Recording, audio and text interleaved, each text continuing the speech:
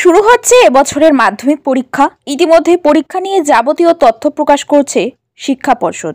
আর এই পাশাপাশি মাধ্যমিক পরীক্ষা নিয়ে তৎপর রয়েছে শিলিগুড়ি পুলিশ কমিশনারেট।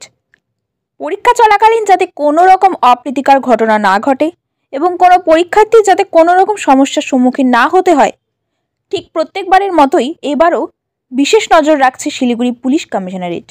শুক্রবার এমনটাই জানালেন ডেপুটি পুলিশ কমিশনার বিশ্বচাঁদ ঠাকুর।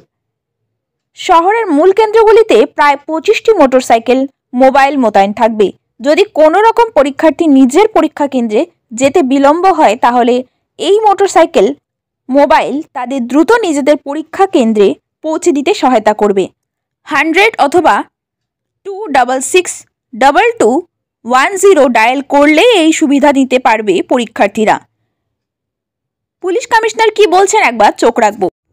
মাধ্যমিক পরীক্ষার জন্য Siliguri police commissionerate Siliguri police commissionerate থেকে ডিটেল পুলিশ অ্যারেঞ্জমেন্ট করা হচ্ছে। আমাদের শিলিগুড়ি পুলিশ কমিশনারেটের 7টা থানা এরিয়াতে মোট 36টি এক্সাম সেন্টার আছে। আমরা শিলিগুড়ি ট্রাফিক পুলিশের পক্ষ থেকে একটা অ্যারেঞ্জমেন্ট করা হচ্ছে যে যাতে তাকে স্মুথলি সেখানে পৌঁছে দেওয়া যায়।